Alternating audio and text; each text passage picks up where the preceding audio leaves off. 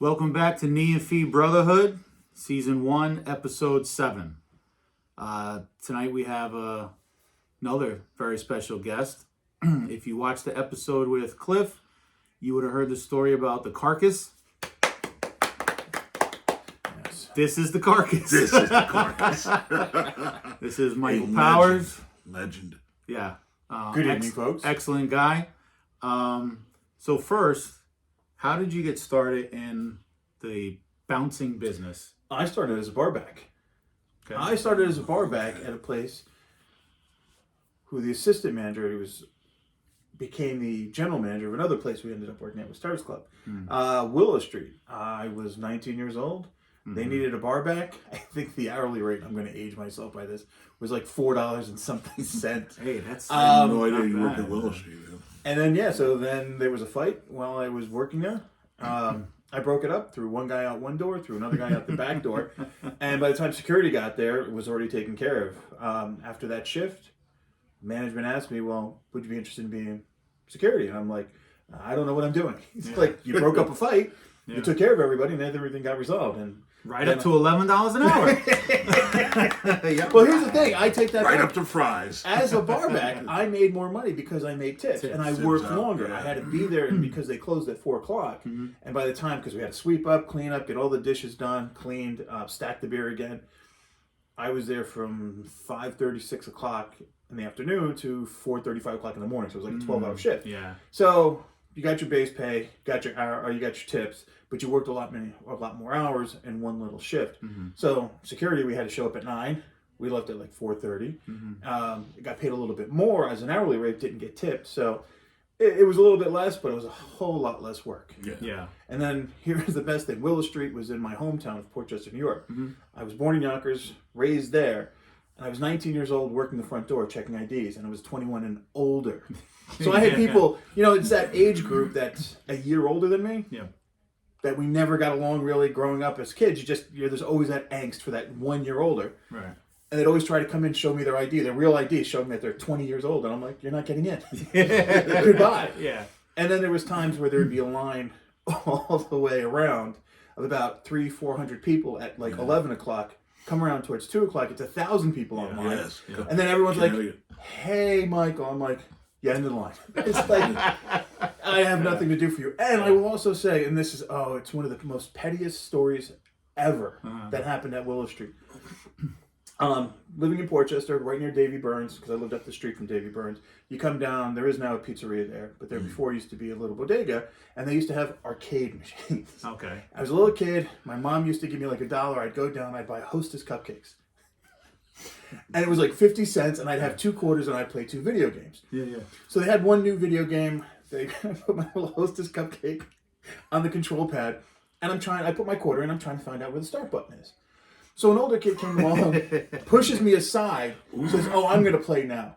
And then I found out instead of being the start button on top, it was on the side in front. Okay. So he pushes it. I'm like, whoa, that's my game, that's my game. So he turns around. I don't know, 10, 12. He's probably 13 or 14 years old. He's like, whatever. Turns around, takes his fist, squishes my Hostess cupcake. Oh, man. Squishes it. And I'm just sitting there. And now at this point in time, I haven't grown. I'm like under 5 feet tall, less than 100 pounds. He's almost 6 feet. Really? There's that was just the basic growth spurt. And I was like, okay. So now fast forward to the front of Willow Street. I'm there. There's a line around the corner. We're not letting anybody in. In comes a group of guys from Port Chester. The first one lived on the same street as I did down further, but he was 4 or 5 years older. And part of this group is this guy who crushed cupcake my cupcake. Cupcake squish. This is now 7, 8 years later. And the guy comes up and he's like, Mike, whatever. And I got along with him very well. I did everything. I was like, hey, listen, you can all come in, but he can't. What do you mean he can't? I said, he's not coming in. Mike, we're coming in, blah, blah, blah. The manager comes out. He talks to the manager. And he's like, whatever. I was like, listen. And Greg was the manager at the time. I was like, I don't mind anybody coming in. I was like, that guy cannot come in. Right. So he just looks at the guy in the front. He's like, well, he's not coming in. You can all come in. Oh, this isn't right. He's like, it was already said. No, just move along. He's like, I've got 1,000 people I'm trying to get into this bar. I don't mind you. Right. Whatever. About 2 months later, same scenario. Guy shows up, group of people, he's standing there in the line. And it comes down to it. I was like, I'm not letting him in. Why is this? They're trying. I'm like, I'm not getting involved in this conversation. He had no idea why. No. See, no, he knew because Okay.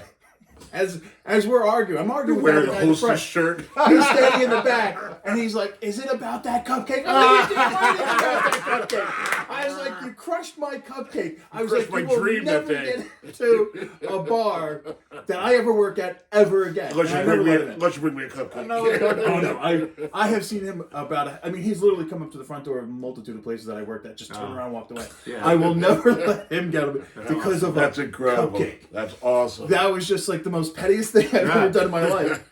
Well, at the door at bars, it's like I know, like you don't flex your power that much, but you have a lot of power at the door. Absolutely. Especially if you know the owner's going to back you up. Yeah. You That's know, even like better. Seamus was great for that. You know, you say, no, this guy's being a dick at the front. He's not coming. Shane's like, sorry. Sorry. Hey, well, and at one of the places we worked at, working at the front of the bars, it's always one of those things. And we was talking about it a couple weeks ago about IDs. Like, how many IDs have I checked? And I'm like, you got to realize I probably did this 10, 12 years, Friday and Saturday nights. You're talking at some places over 1,000 people. So you extrapolate that 2 nights, Friday and Saturdays, but I work, Wednesdays, Thursdays, Fridays, Saturdays, Sundays, depending. It extended even during more or less. But you do that for over 10, 12 years. It's like almost probably over 1 million IDs that I've checked. Yeah. And it's just one of those things. It's like absolutely crazy. Now, a lot of them were probably repeating some things, not unique IDs, but it was just like crazy. And people are like, well, how'd you do it? I'm like, well, you look at the ID. First is the touch. The squeezy thing. I wouldn't even look at people. If the thing was hard plastic, I was like, yeah, no, goodbye. I have no interest into it. Right. Give it back to them, look at it. I'm like, all right, is it is it a state around here? If it's like Wyoming, Nebraska, I'm like, I'm pretty sure this is not it. Right. And the biggest thing is people's eyes. Like, oh, whatever. People, oh, I lost weight, I gained weight. I'm like, yeah, but your eyes don't change. Yeah. It's the proportion of your eyes into the This thing. says your eyes are blue, your eyes are brown. Oh, no, they change at night. change. Yeah, okay.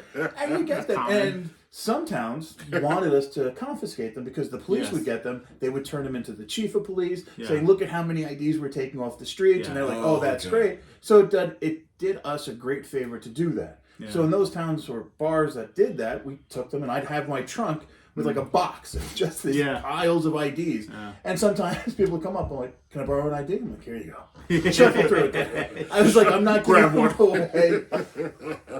And then, but it was just like ridiculous. You can spot them from a mile away. You can also see how people live. People act. I mean, and two of the biggest questions you ever ask people, like, what year did you graduate high school?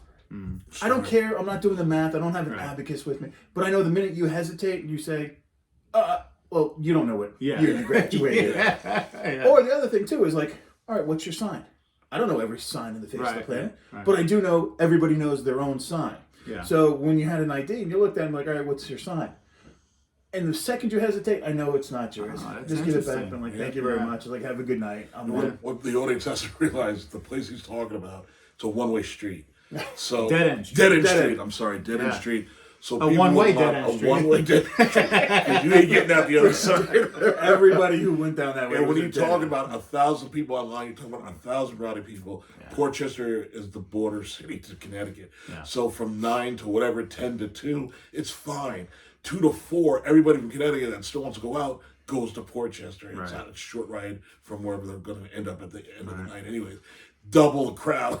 And this poor guy has to deal with a bunch of assholes who've already been drinking, plus the ones that want to continue drinking in Portchester. It was just and that was a rough area. And I met a lot of people who we ended up working with together. Like, it's like Cliff's little sidekick. I don't know if you mentioned his name or not. The groundhog. Groundhog. Hoggy. Okay. Yeah. All right, Groundhog. We'll call him Groundhog. Yes. First time I ever met him was at Willow Street. He came from working at Rattlesnake. That's right. And he was there with a guy who's now a police officer in this town. Mark. Well, I wasn't going to mention Mark's name, but there we go, right there. Well, there's like 5 of them now. So he shows up with Mark, and he came through the VIP, and we're walking around. He, like, the bell rings, I open it up. He's there. He's just sweaty, smiling, completely intoxicated. And I'm like, can I help you? And then Mark pushes him out of the side. He's like, hi, we work, blah, blah, blah. He's like, is it okay if we... I'm like, no, it's fine, come on in. Yeah. Oh, you're great. First time I met him, I'm like, but he's your responsibility. Right. He throws up, you're cleaning it. Right. He gets rowdy, you're throwing him out. Right. He leaves, you leave. Yeah. And he's like, all right, it worked out very well. I mean, he didn't do anything. He did sit there. Let's say he did not get any...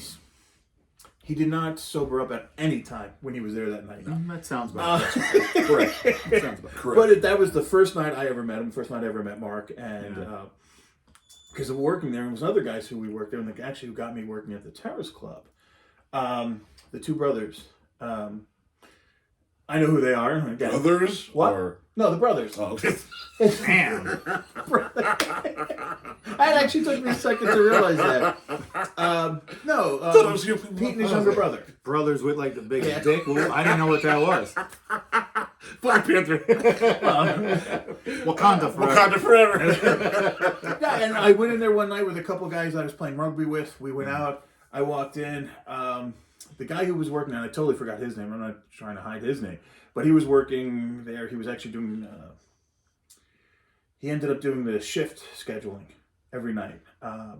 He ended up leaving and joining the military and became an MP. Oh, but he was working because Terrace Club, the way it was, is the original design of the front door became the side door, and they would let people in. Right. The side became the front door. So we walked by one night, and I was coming in through the front. I was like, oh no, I knew the assistant manager. And he was like, oh, then just come on in. And as I'm walking in, I got grabbed. And I'm like, who the hell's grabbing me at this bar? I was like, hey, what's going on? He's like, do you want to work here?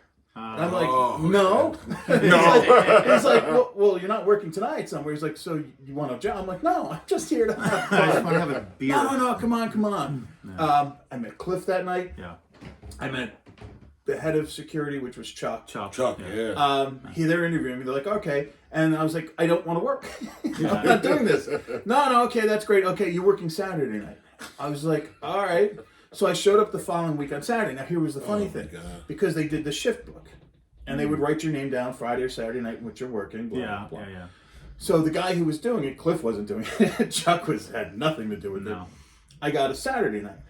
So when I showed up so I worked my first night. I show up the following Saturday. I get yelled at. Chuck and Cliff both yell at me like, why didn't you show up? Why aren't you doing this? What's going on? And I'm like, I don't understand. You weren't here last night. I was like, yeah, because I wasn't in the book. He only gave me Saturday night. Chuck's like, you work Fridays and Saturdays. Don't care about the book. Don't want to know about anything. You're working both those nights. And I was like, well, okay, but nobody told me that. Yeah. He's like, all right, you know now. And he stormed off. And I'm like, I got yelled at for doing something I didn't know about? Good job. Off to a great start at the Terrace Club. That was I don't work here anymore now. Well, at the Terrace Club, that place we first started, it was 8, 9 people. Then it was 12, 15. They had other people, and then all of a sudden they became like, we want more bodies. Yeah. And the gentleman we mentioned earlier, the two brothers, were like, oh, I have friends. They'll show up. 120 pounds. 5'4", and we put him at the coat check. The coat check, coat check boy. And then he was great at the coat check, though. He was quick, he was attentive, and I was like, who's he going to protect, or whose back is he going to watch? The coats. And then we had that other gentleman they also brought. We called them plugs at the time. I don't know what you guys are referring to. Oh my God! I know exactly he's talking about. He's the hair plugs ends. Oh, Fluffy. Yeah. Oh, he was about as big as his water bottle. Yeah. But he was a nice guy. Very nice guy. Great hanging out with him, talking with him. He had this. He drive the plugs. Plugs for men. Oh, please. Then you had Cliff used to refer to him as Diaper Boy. Oh my God. And another guy. It was just funny. And here's the thing. I mean, the whole aspect of it is you met great people, and you met while working total degenerates. Yeah. Again, just large number of factoring. You see thousands of people. You see a night, not over the extent of it. And then you come into this stuff, and it's just like they're drunk. They're in a bad mood. Yeah. Something happened during the night, and now they want to take it out on somebody else. Yeah. And there's problems, and you're like, all right, let's just calm it down. Let's deal with it. And it's usually over a girl. That's my experience. Some of the biggest fights over over a girl. Oh, it's always a girl. I mean, well, here's the thing. It's either the girl is with somebody she should be with, or she's not being with somebody she should be with. Yeah. And it always comes down to, oh, well, she said she loved me. We just broke up last week. Okay, you broke up. Move on. Yeah. The Why problem, you out? Yeah. but again, working at the front door of bars, not even Terrace Club, but everywhere else, you'd see somebody come in. You know, Friday night's their boyfriend, and like Saturday night's the husband. Right. I'd be like, okay. Yeah. Rule number one: but treat them all like you've never met them before. Yeah, exactly. Yeah. Can't be like, hey, great seeing you again. Hey, it was nice talking to you last night. And be like, you were here? Yeah. Oh, you were here before? And it's like, never say anything to anybody. You were never there. Yeah. Absolutely. But again, back to Willow Street. Again, first time I ever worked the front. First time I ever worked security. First time at the front door. This is the most embarrassing story on the face of the planet. They had a security system. It was cheap. It was old. It was VHS. And inside they had some nice sound systems, some nice videos. Yeah. They would do stuff because they had a lot of private parties during the day where people would project stuff. And we had it. And the manager turns around as we're shutting down. Security there was like the Terrace Club. You had to sweep the floors. Everyone's cleaning stuff. And he's like, well, listen, he's like, we're having a meeting tonight. He's like, we have to have a meeting. He's like, it's extremely urgent. It's very important. There's no way we're getting around this. Okay. It's like, okay, something happened. Something somewhere went wrong. So we're all sitting there, bartender, security, the barbacks, even the sound engineers are there. Because Willow Street used to have live bands and they had all this production equipment. Big bands, And so he's now standing on the bar and behind him is this massive screen. It's a projector. And he's like, something happened tonight that can never, ever happen again. I'm like, okay. Wondering what's happening. Clicks on the video. Front door. It's a video of the front door. I was like, well, it's me and the other guy. So it's either him or I. We've narrowed this down. And I'm like, and then all of a sudden, the other guy who was working the front door with me, his name was Rob, and we called him Rob 1 because his best friend worked with us too, who was Rob and Rob 2. Rob 1, Rob 2. And that's how ingenious we came up with names. Yeah. But everybody had a nickname. Oh, everyone had a nickname. Of course. Yeah. And up comes this group of girls. We have packed line. We're not even letting the VIPs in at this point in time. No. Okay. This girl looks up. She reaches out, touches my cheek. Oh boy. You see me shrug like a little girl. Okay? And I opened up and let him in, and he just stops it. He's like, explain that. I'm like, dude. And I was like, she was a girl from like I grew up with. Like, touched my cheek. And again, from that town, it wasn't that she was the best looking in her class, and she was a class above me, and she was in the same grade as my sister. She's like the best looking girl that ever came out of that town ever. And that whole group of girls. Oh, don't worry, I got the most I ever got was that touch on the cheek. Yeah. She's like, "Oh, gotta start somewhere. Is it okay?" And I'm like, "Okay, you can go." Voice went up. Rob. Now here's the thing. This is why Rob 1 walked away, because he got up on the thing. He's like, "Let me tell you how this happened," because there was no audio. He tells the whole audio, whatever. And I'm like, "Whoa." To defend myself, I went to the bartenders. I was like, "Hey, you saw her in person. What would you say?" And the bartender's like, "Oh yeah, no, absolutely, we completely agree." But I was just like, I still remember her name. I actually met her years after that. And again, because growing up together, we saw a lot of mutual friends. Yeah. But it's the funniest thing, like completely called out, ridiculed in front of the staff, the whole staff. This can never happen. Oh, and then, but it's not only the staff and everybody else, but it's their significant others, it's other people there that's still there. Everyone's laughing and joking. It's at your expense. And so when people think like, "Oh, that's a great job. There's things you can do," it's like, yes, but your coworker who's there watching your back will sit there and mock you incessantly and ridicule you about everything. Now that sort of goes into the nicknames, the Carcass. Now I don't know how far you went into that. Do you remember that? Oh, I remember that vividly. Okay. Woodsy. Yeah. I still remember running across and passing him. We don't even know what the fight was about, though. I don't know what the fight was. It was next door cafe.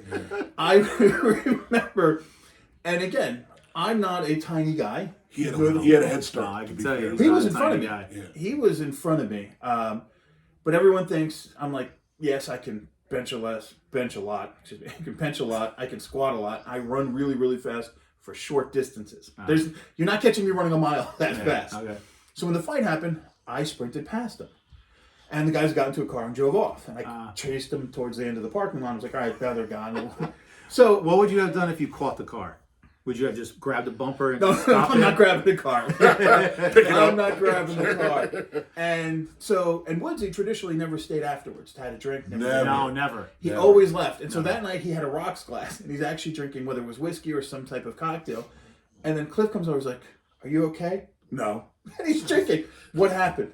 I got passed by the Carcass. And I'm standing there, and I still remember, I had Did he Sam mean it as Adams. an insult at the time? Or I don't know what he was doing. And don't forget, you come into this story in a couple seconds. I couldn't stop laughing. Oh, it wasn't the laughing. So we came around, and it was like, what do you mean, the Carcass? He's like, I'm running, like almost, it's like some PTSD. I was running as fast as I could, and I got passed. And I got passed like I was standing still. Yeah.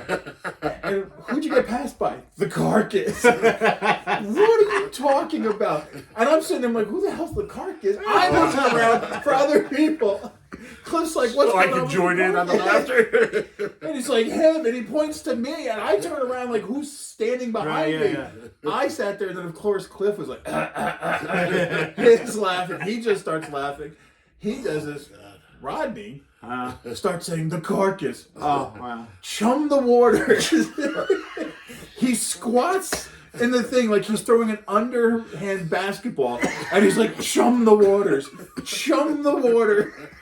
The Carcass is coming. I can totally picture that, too. And that is so vividly, like, scarring me that when this comes up, I'm like, yeah, the Carcass. Oh, my God. And it's the water. And the only thing that saved me from being known forever more as the Carcass was a girl I went to high school with. This girl was a year younger than me. I ran into her at the TP. That was it. Cliff and what do you call him now? Who? The groundhog. Groundhog, yeah. So him and Groundhog are literally at the front of the entrance. What used to be the front, the traditional front. Yeah. Of the Terrace Club. Cliff's sitting down. Groundhog is standing behind him. Of course. They're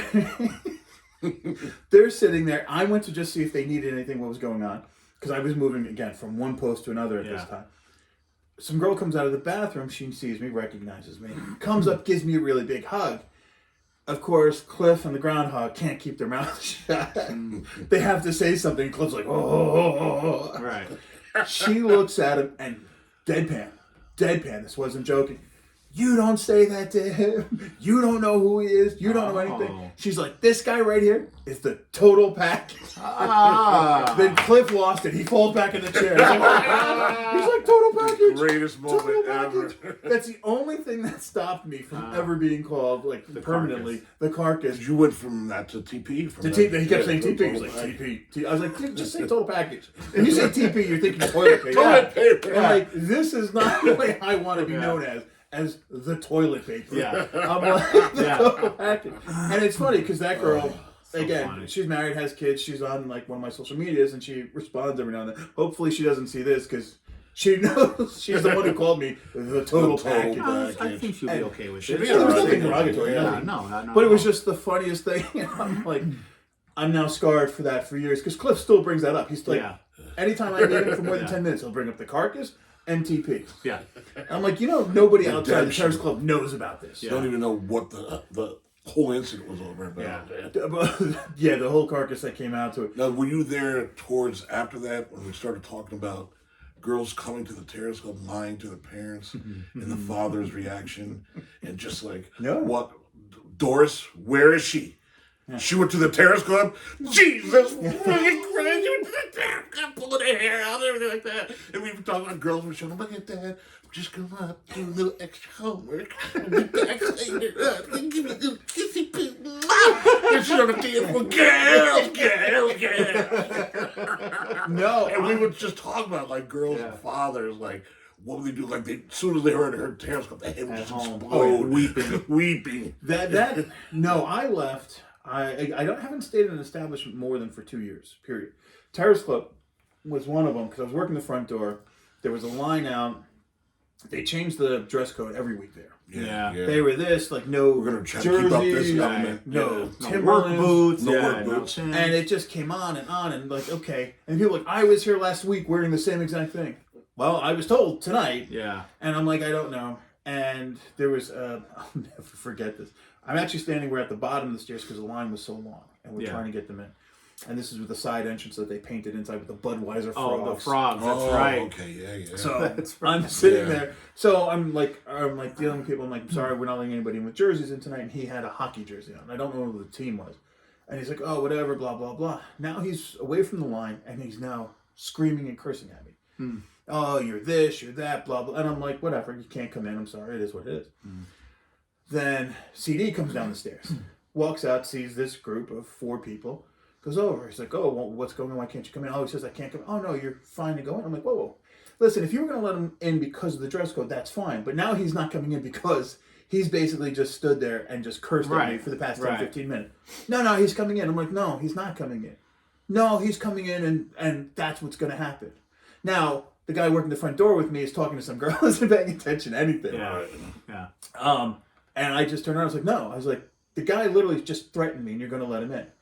And the police officer we had at the time, and I don't even know which one it was, comes down and tries to tell him, like, CD. He's like, no. He's like, this guy should not be in. Now, the cop's telling him, no, they're coming in. So he basically, like, turned his back to me, pushed me backwards, and let them in front of him. Oh, and I was like, what the hell did you just do? Boy. And I'm screaming at him. Now, the cop's standing right next to me. Yeah. And I'm like, CD, this is bullshit. Now, when you come down that outside that entrance, there was a storage unit to the left. Yes. So he's like, now he's sitting there. I'm like, you piece of shit. And I checked him up against it. So he went like 5-7 feet, smashed into it, fell down on the side. And again, we're wearing these green jerseys and with the little like microphones or whatever. Yeah. I took it up, just threw it at him. I was like, you're a piece of shit. Yeah. I was like, you'd rather make a couple dollars and put the safety and security of people at risk. I was like, so that's what did it, huh? Yeah, so that was it. Okay. Now, again, which was funny, either. he called me up every now and then, like when they were falling short on people for special events. Mike, can you work? And I'm like, what? Yeah. I was like, what is this whole thing, Yeah. I was like, because it was funny, because during that time, Cliff had actually wanted me to work one of the bikini things because they were short on people. Mike, can you help out, whatever. I was like, okay. I'm like, so as I was going to show, and this is the day of pagers, I got paged. I'm like, so I called him back. Mike, yeah, no, we have enough guys, whatever, blah, blah. He's like, all right. I was like, okay, no problem. Get a call. Pages me back 10 minutes later. He's like, Mike, I'm alone. He's like, listen, CD found out you're working tonight, doesn't want you here. I was like, okay. Yeah. I was like, listen, if that's his stand, that's his stand. I don't care. I don't want to get you in trouble. Yeah. Don't want to get you, but that's fine. But then when I got a call a couple months after that from CD directly, Mike, listen, can you work the front door? We're having problems with the IDs coming in and underage kids. I was like, I know that you're the one who told not to have me come back to fill in. Yeah. So now you want me to work? Yeah. It's like, no. Yeah. But now here's the problem. There was another manager, not one of the brothers, that would work there, who used to work at Willow Street, where I knew him from there. So he called me up. He's like, can you just do me a personal favor? He's like, I only need you for a night or two, which turned into a couple months. And I'm like, I'm not doing this again. Right. I don't like them. I don't like this. I'm just like, I'm done. Yeah. And that's why I came back for a little bit and then I left again there. But again, other bars within Stanford, I think, I don't even know what it's called now, but it used to be the old Temple. Oh, Brother Jimmy's? No, not Brother Jimmy's. Temple Bar was turned into Brother Jimmy. Yeah. Brother Jimmy, yeah. But it's something now where Cliff works now. No, Cliff is not next there. door. He's next to it. Okay. Hudson Grill. All right. But with all the 18-year-olds. Yeah. But the Temple... Pterodactyl's daughter now. Oh, Cliff Carr's her daughter now. We had... so I worked there after Temple for a while. Now... People who don't know Stanford at all, there was a huge Irish contingency. A lot of them were here illegally. Yeah. And between September 11th and the Patriot Act and the economy booming in Ireland. So if they left the country, they couldn't come back. And they had to wait. So when the economy in Ireland was starting to boom and they hadn't gone back home, haven't seen their families, they have kids and families of their own, they were just deciding to pick up and leave. So a lot of the Irish bars, you had Playwright, you had Tagine, which I think is still up and active. Yeah. But Playwright, they spent an ungodly amount of money making that. Yes, they did. Then Temple Bar was like, well, we're going to outspend you. We're going to do more woodwork. We're going to have it 2 levels. Yeah. Literally wood from Ireland they brought. Wood. It was absolutely a phenomenal place. Yeah. And that, when people talk about a bad apple ruins the bunch, it was one of the small owners who was the general manager. Can I say his name? Are we allowed to? You could. I don't mind. Mickey. Right? Mickey. Yeah. It was Mickey. He hated everybody who was taller than him. That was just it. That's the entire population of Earth Except Because for he children. was 5'3". Like, if he wasn't so overweight, he'd be a jockey. That was it. He had the build of a jockey, but with no physicalness to him whatsoever. And he would get into arguments with the building department. He'd get in arguments with the fire marshals. He'd get in the arguments with everybody. And then if there was some Irish event, he would allow all the people who've been drinking heavily all day into the bar, which would cause fights and problems. Yeah. It came to the point where he was never allowed in the bar past a certain hour. He's part ownership, too. Yeah, well, he had a small, like Sean owned 90%. Yeah. They each owned 5%. Yeah. Now, that was the whole story with Sean, because while we were working at Temple, you get these like nice little black polos with the gold emblem, ooh, cool. Said staff on the back. Yeah. Whatever, and you'd get them all the time. You'd get into a tussle, it would rip, tear, whatever. So what happened was my mother, this is how small of a world we live in. My mother takes one of these shirts, goes back home to Ireland. She's there during the summer, and she's outside gardening, and she had a plumber come by who was working on something in the house. She's like, oh, and it comes down to, it was like one of those things like, oh, our cousin owns a bar in Ireland, or owns a bar in America. Called Temple Bar. Now, Temple Bar, for those who don't know, it's actually a region in Dublin called Temple Bar. It's not Temple Bar as a bar, it's just an area, a region. People get that confused all the time. It's like, oh, we have this, blah, blah, blah. Well, it comes down to the thing is, he's narrowing it down. He's like, no, the bar that he owns is like in this place called Stamford, Connecticut. My mom's like, that's exactly this bar. So they're like, oh, what a small, small world. Yeah. Sean finds out, the owner.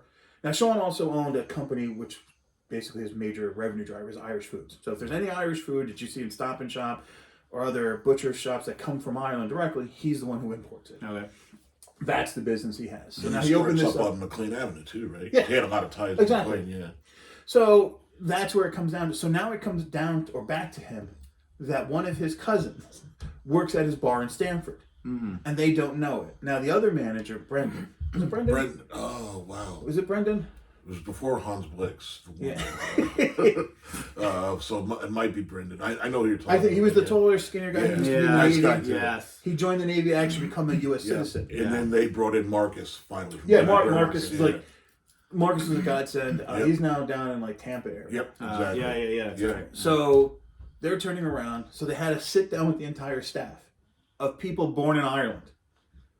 Who's related to the owner? Because he's thinking someone's spying on him, trying to find out what he owns. And this is going on.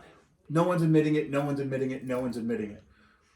Then Sean, after about 2 weeks, says, okay, if you don't tell me on Sunday by 12 o'clock who my cousin is, everyone's fired. All the Irish people who were born in Ireland. Yeah. Doesn't pay attention to anybody else. Just those born in Ireland. Yeah. Jeez. So he's sitting there on a Saturday night freaking out. I'm sitting there at the door, and he's coming out. He's sweating. He's like, nobody's admitting to this. I can't find out anybody. This is crazy. I can't. He's like, and my buddy Tom, who was running security at that time, is dipping. Anybody who's ever been to Temple, that guy dipping into, like spitting into a Snapple bottle, that's Tom. Well, the groundhog did that for a long time. And he did that too, yes. Absolutely. And it's just like he'd be in my car doing it. I'm like, dude, you're spitting all over my car. Yeah. This is disgusting. Stop this. Yeah. So he's sitting there, comes out, he's like sitting there, he's almost about to throw up. He's like, I can't believe it. We're all going to lose our jobs tomorrow. Tom's like, what's going on? He's like, Sean's cousin works here. No one's coming through it. He's like, but I've talked to everybody. He's like, there isn't a single person in this bar that works here who's from Mayo.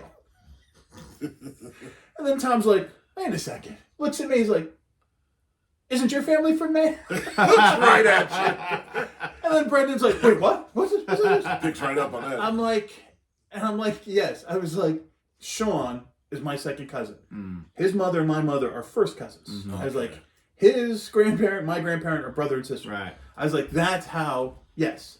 I was like, his uncle was actually the chief parishioner. And he's like, wait, you, I was like, yes, you idiot. I wasn't born in Ireland. Both my parents were. I was like, so, yes, I do have family in Ireland. Yeah. I was like, you've never, ever asked me this whole question. Am I related to Sean? Or where's my family from? So that came to the thing, and that was like, oh my God, I can't believe that was going on. This is great news. We're going to tell it. And then, like, Nobody's of course, fired. well, they saved their butt. And then all kind of sudden, like about 2-3 weeks later, in comes some guy walking through the door. We have a line maybe about 30, 40 people, not much. And this guy comes up. He's like, so it's you. And I'm like, well, we've never met, but I'm assuming you're Sean. And that came to the whole thing. He's like, oh, yeah. And he's like, oh, let's go in and have a drink. And I'm like, I'm working. Yeah, working. I don't think this is appropriate to sit there and have a drink. Don't pull your security. Yeah. And it was funny. He's like, no. He's like, oh, you can have a drink. And I'm like, that was only the third time I've ever had a drink while working. Yeah. Ever. And the reason why you don't drink is because if a cop shows up, something happens, you don't want to be the one. Liability. That God forbid, like, oh wait, is that alcohol in your breath? No, I just did one shot like 2 hours ago. Yeah, God forbid you hurt somebody and you're inebriated. Yeah, and that was always the biggest thing. And that's why when things got out of control or somebody was like, you don't know who I am, that's fine. Just call the police. Just deal with the police. I used to love when they said, you don't know who my father is, I'm going to have your job. Fucking, you can have my job. Please take it. Oh my God. Working at the front door, turning someone away or not letting them in because they're on the guest list. I'm going to speak to the owner and get you fired. Please do. I would love to be fired. I would love to not have to come ever you see, I'm fired. Yeah. My favorite was during a live at 5 at Tiernan's. People will come up. Yeah, Seamus said when I come, I could come in. Yeah. Now Seamus is standing next to me. Mm-hmm. I was like, oh, is he working tonight? I was like, Seamus, is he working tonight? I was like, I think he's here somewhere. He's here. Can you just tell him Jimmy's here? I was like, yeah, and I would get the radio without pushing the button. Hey, Seamus, I got Jimmy here. And now Seamus is here trying not to laugh. And I'm like, nah, he said you can't come in, man. He used to love that. Or you get the IDs with the eyes. And one time I got an ID, it was my cousin, Michelle Fideli. It was her ID. The girl giving it to me wasn't my cousin. Mm-hmm. I was like, oh. I said, how's your cousin, Eddie Melfi? Oh, he's good. Yeah, you douche, get out of here. When I worked at Willow Street, I had a football jacket, and I wore it there one night, and I left it on a hook because it was getting too warm outside. Because they had those big heaters also. So if it was 50 degrees, they had these massive heaters that made it like 100 degrees. Like you felt in your Bahamas. So I was like, all right. So I took my jacket off when a guy I mentioned earlier, Rob, too. Bigger guy also. He ended up having to work sort of the back door, and there was a breeze, and there's no heater back there. So he was getting cold. He grabbed my jacket. At the end of the night, he's like, I love this jacket. I keep it then. I was like, I don't care. Yeah. He's like, but it's your varsity leather jacket. I was like, yeah, I really don't care. Yeah. I was like, you can have it. I was like, it is what it is. That's why I wear it here to work. Yeah. Because it's not my favorite. Yeah. But what happened was instead of putting my first name, which everybody's named Michael under the sun, so I put my last name, Powers. He was standing in the thing. Some guy comes to the front door. He's like, he's like, I'm on the list for Powers. I'm like, really? Okay, and how many? Oh, no, I spoke with him this morning. I was like, okay, so this morning you spoke with him and said you're on the list. Okay. I'm like, can you tell me what he looks like? Oh, yeah, the big black guy, blah, blah, blah. Oh, I was like, okay, that Powers. All right, just want to make sure. Yeah, he's like, why are you asking? I was like, because I'm Powers. It's like, I don't know who you are, and you're not using my name to get in here. Right. And it's like, I was like, at that point, I was like, you can just leave. Yeah. Now, that place was big. Back of the line. Yeah. And because where we're located with WWE, the Rangers, the Knicks, they'd always show up because a group of guys came in. You talking about Rye, and Rye broke that. Well, that was Rye broke because they practiced at Playland. Absolutely. The Knicks practiced at that time at SUNY Purchase, which was down King Street, and WWE was in Stamford. Yeah.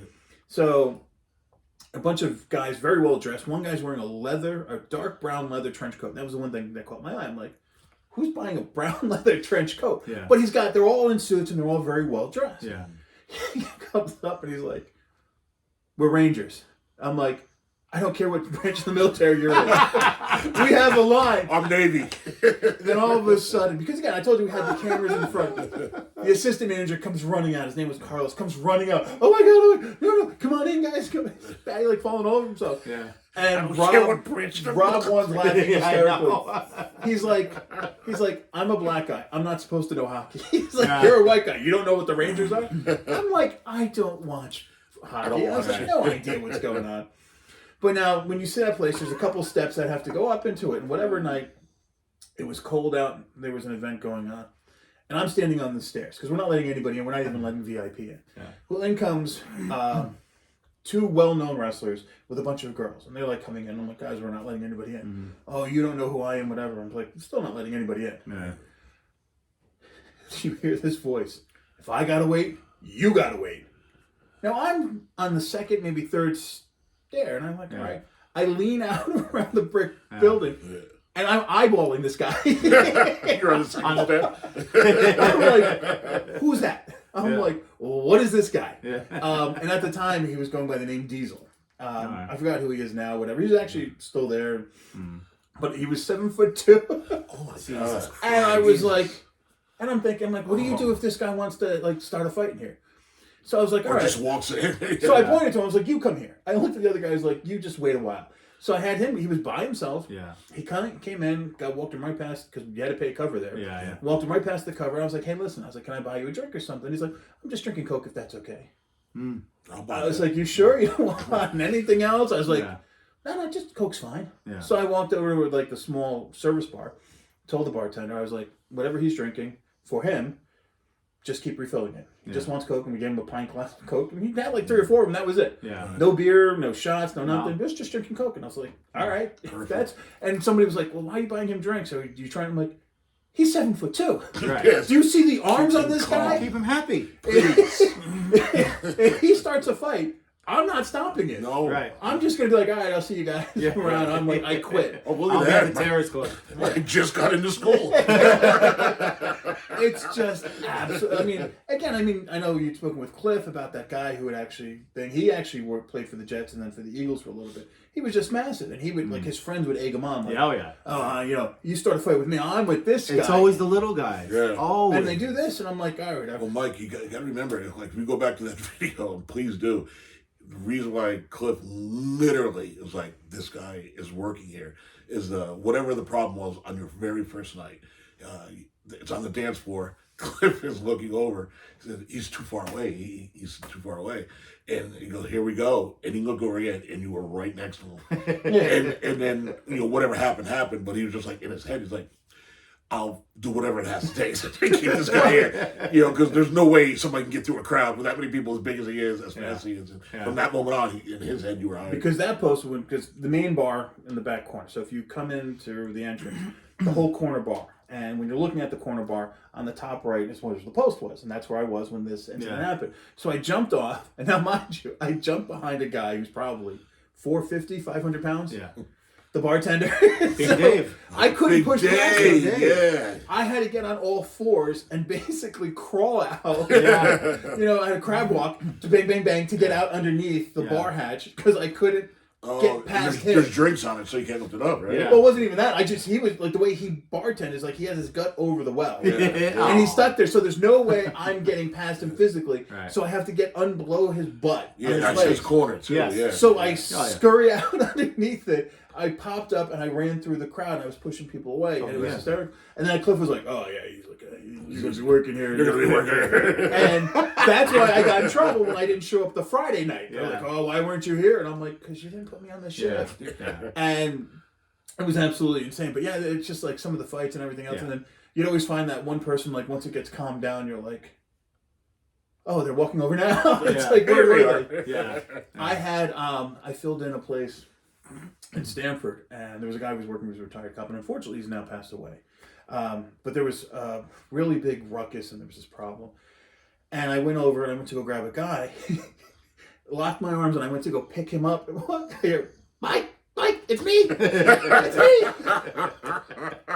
And he was a bodybuilder, and he was a really big guy. He was on a comp, had gotten injured, had gotten disability from it. And I was like, oh, I'm putting him down. I'm like, oh, sorry. Mm-hmm. And then, like, I grab a guy, and I'm like, holy Jesus. I'm like, I'm pulling this guy away. And I'm like, it's hard to control him because you got to tuck the head in. You don't want a flying thing coming around. Yeah. So I'm tucking the head, and I'm moving left and right, trying to get him out through the front because we're throwing people out the back. Right.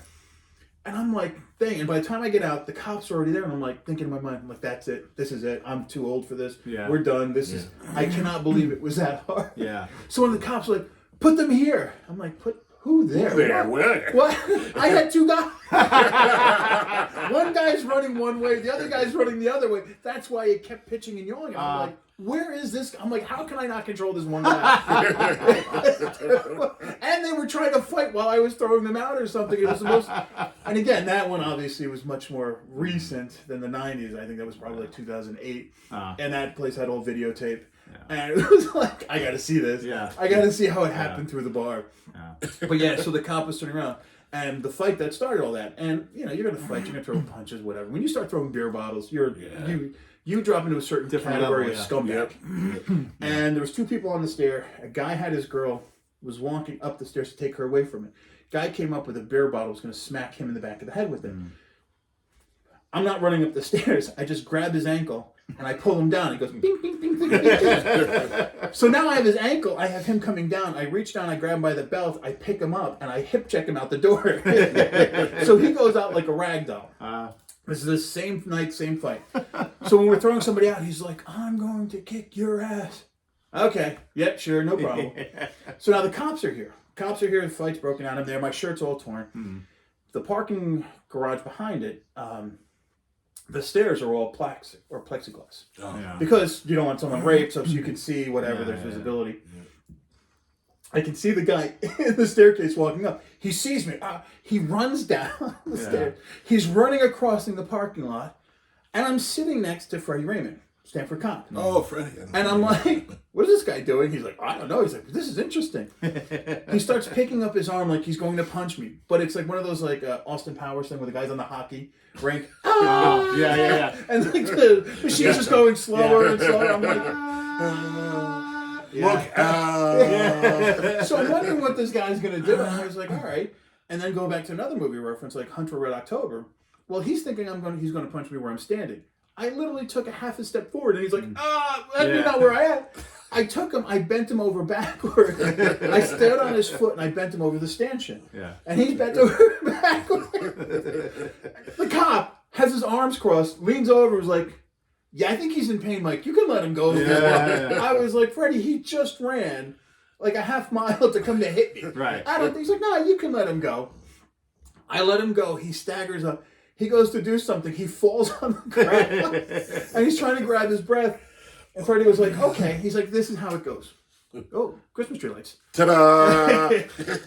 Freddie Bill Walton. Bill Walton!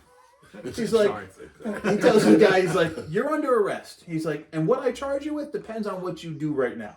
If you just go in the cruiser, it'll be simple. I have to put you in the cruiser. It becomes a whole different scenario. And the guy was like, wobbled over, and they drove away with them. And I was like, this is the absolute stupidest thing I've seen. Like, what do you, like, why would you try to hit me next to a cop? Like, what level of stupidity? I have the honor. I'm going to kick your ass. Stay back. So listen, not to cut you off. Should we do another part? I think we should. Because there's a lot of stuff coming out. There's stuff, and there's a bunch of questions to ask Mike. All right, so you know what? We're going to come back with part 2 next time. Part 2. So in the meantime, I want to say thank you to the person who commented on my hair. Because I had long hair most of my life. And, rocker hair. Yeah, my friend said it looks good short. So thank you, and you know who you are. Wasn't me. No, it wasn't you. It wasn't him. So if you like what you see, you can come in. thumbs up, subscribe, Please subscribe. comment. We'll answer any questions you have. If you have questions for Mr. Powers, you could ask us. Absolutely. We'll get the answers from him. All right, and then we'll see you in part 2. Peace. Rodney? Now I've heard the Brotherhood, because it is spoken. Spoken, bitches.